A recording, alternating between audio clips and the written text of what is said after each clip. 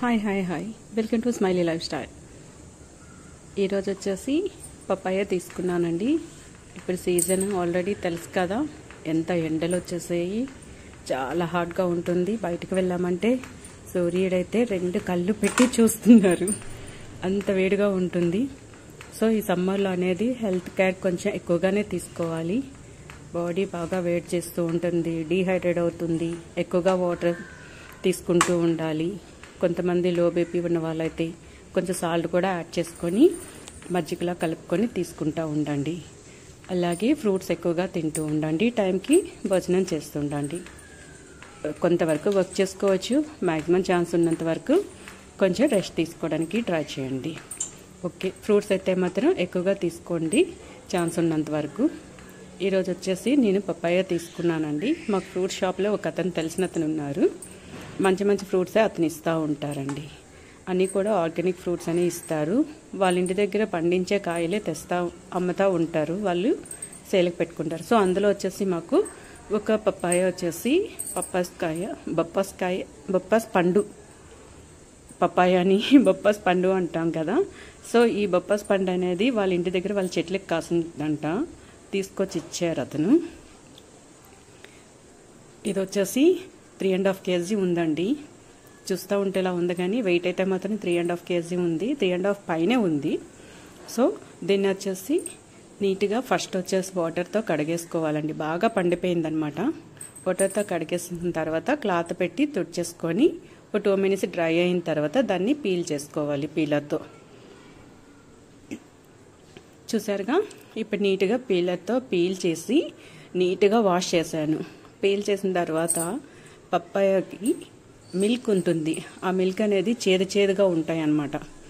So అలాంటిది ఉండకుండా బాగా నీట్గా తొక్కతో ఉండేటప్పుడు కడగాలి. ఒక 10 నిమిషాలు డ్రై అయిన తర్వాత దాన్ని పీల్ చేసుకోవాలి.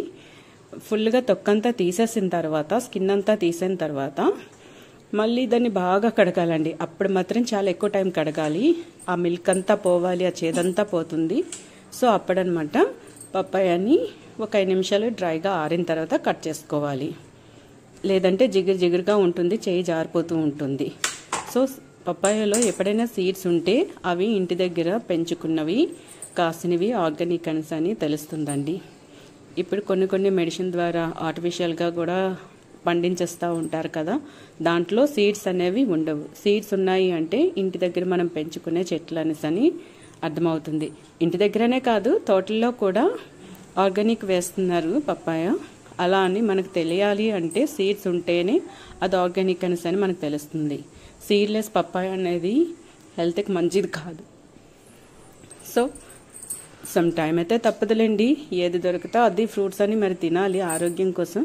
బట్ మేమైతే మాత్రం మాకు ఫ్రూట్స్ అతను బాగా చక్కగా ఇన్ టైంకి అన్ని ఆర్గానిక్ ఫ్రూట్సే ఇస్తూ ఉంటారు కనుక నాకేమొచ్చి మంచి పప్పాయనే ఇచ్చారు.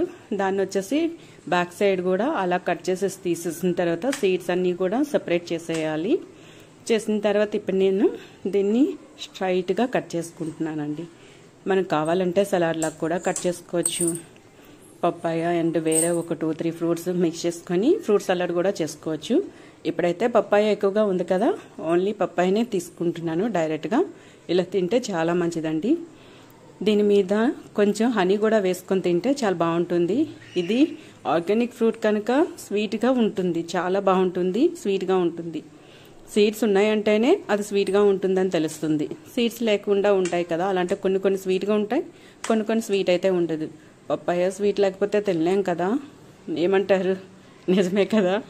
ఎస్, పప్పాయలో సీడ్స్ ఉంటే అది స్వీట్గా ఉంటుంది, టేస్టీగా కూడా ఉంటుంది.